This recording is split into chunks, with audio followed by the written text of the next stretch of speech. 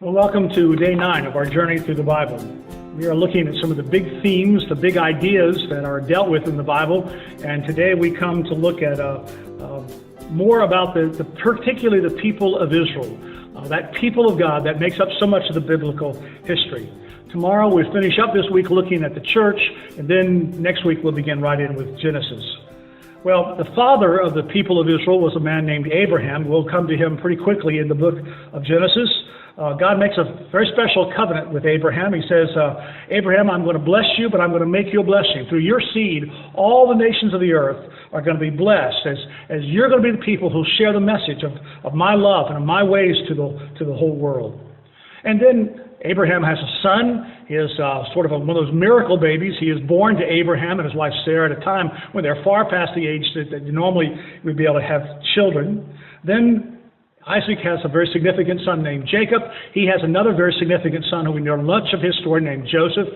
And then after the story of Joseph, the people of God enter into a long period of bondage, of slavery in Egypt, lasting almost 500 years. Finally, God sends a man named Moses to free his people. There are miracles that God shows his powerful work in them as God has to discipline and really work hard to kind of shape up these people in the desert. They are not known for their great faith. Moses is replaced by Joshua. He becomes their leader, and he is the one who actually leads them back into the land of Israel, the land that God originally had given to Abraham. There they are divided up by 12 tribes, and each of these tribes take their own positions and places and pretty promptly forget God.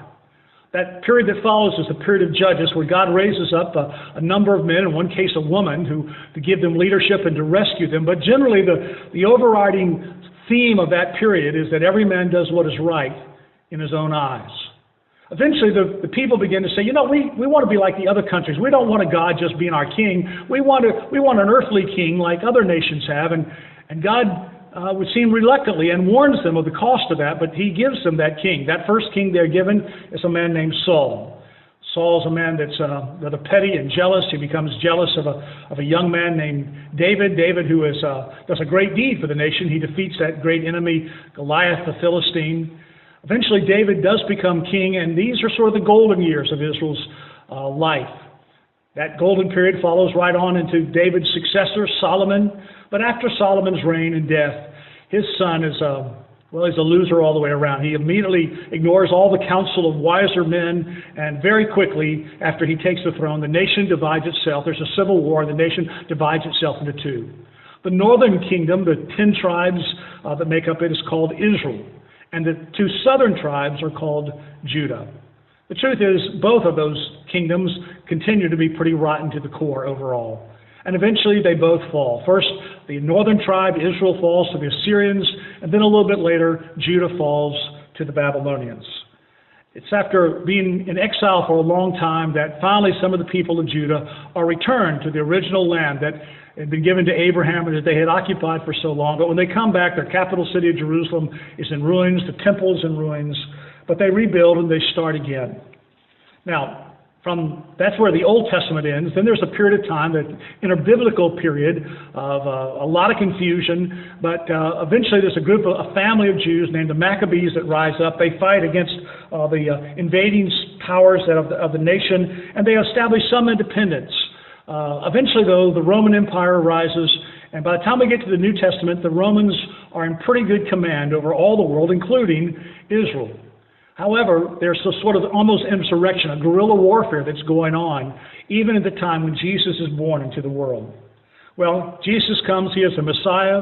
The Jewish people, as they had been doing for a long time, continue to reject God. They crucify Jesus. And then in 70 AD, the Jews in their rebellion barricade themselves inside Jerusalem's walls, thinking they can hold off the Romans, who eventually destroy the city, massacre all of them, and level the city of Rome. Those Jews that survived that experience are dispersed to all the nations of the world, where they continue to be dispersed to this day. Many people have gotten excited because after World War II, that many of the Jewish people returned to that original homeland to form a nation, the nation of Israel today. I'm not going to even begin to speculate on what place that plays. I do know that Jesus, the Messiah, is not Lord and King over that nation at this point in history, certainly. But God still probably has purposes for even the Jewish people. And What we've described in terms of their story covers almost all of the history of the Bible.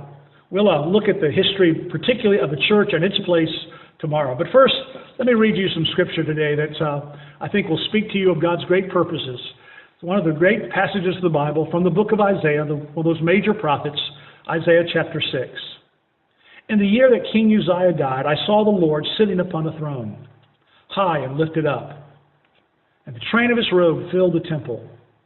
Above him stood the seraphim. Each had 6 wings. With 2 he covered his face, and with 2 he covered his feet, and with 2 he flew. And one called to another and said, Holy, holy, holy is the Lord of hosts. The whole earth is full of his glory. And the foundations of the threshold shook at the voice of him who called, and the house was filled with smoke. And I said, Woe is me, for I am lost. For I am a man of unclean lips, and I dwell in the midst of a people of unclean lips. My eyes have seen the King, the Lord of hosts. Then one of the seraphim flew to me, having in his hand a burning coal that he had taken with tongs from the altar. He touched my mouth and said, Behold, this has touched your lips. Your guilt is taken away, and your sin is atoned for. And I heard the voice of the Lord saying, Whom shall I send, and who will go for us? Then I said, Here I am. Send me.